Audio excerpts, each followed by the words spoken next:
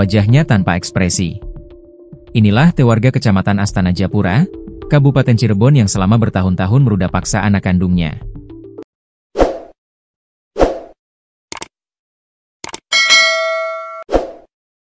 Ia melakukan itu dengan cara mengancam. Hingga anaknya pun tak berdaya dan terpaksa menuruti perbuatan T. Kini, pria 38 tahun itu telah ditangkap dan ditetapkan menjadi tersangka. T dihadirkan dalam konferensi pers di Mapolresta Cirebon, Selasa, 7 Oktober 2025. Dia yang mengenakan baju tahanan oranye dan tangan terborgol, hanya bisa menunduk. Suara lirihnya terdengar ketika menjawab pertanyaan mengenai alasan dibalik perbuatan keji itu.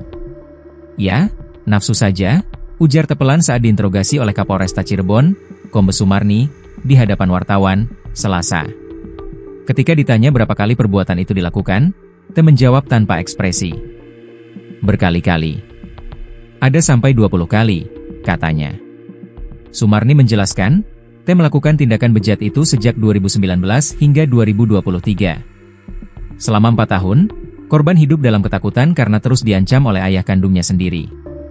Perbuatan itu dilakukan berulang kali, dan korban kini telah melahirkan seorang anak laki-laki pada tahun 2024, ucap Sumarni. Menurutnya, korban tidak berani melapor karena sering diancam. T mengancam akan membunuh ibu kandung korban jika anak gadis itu menolak keinginannya. Ancaman itu membuat korban takut dan tidak berani menceritakan kejadian yang dialaminya selama bertahun-tahun, jelas dia. Kasus ini akhirnya terungkap setelah keluarga korban mulai curiga dengan perubahan fisik korban yang menunjukkan tanda-tanda kehamilan. Saat didesak, korban akhirnya mengaku bahwa ayah kandungnya sendiri adalah pelaku. Dalam pengungkapan tersebut, polisi juga mengamankan sejumlah barang bukti berupa pakaian korban yang digunakan saat kejadian.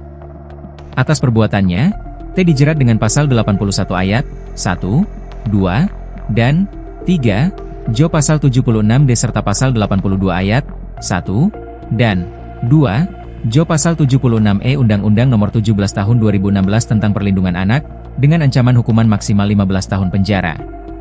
Sumarni menegaskan bahwa pihaknya tidak akan menoleransi bentuk kekerasan terhadap anak, terlebih dilakukan oleh orang tua sendiri.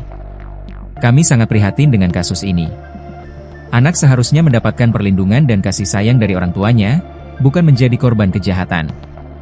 Polresta Cirebon berkomitmen untuk memberikan keadilan bagi korban," ujarnya.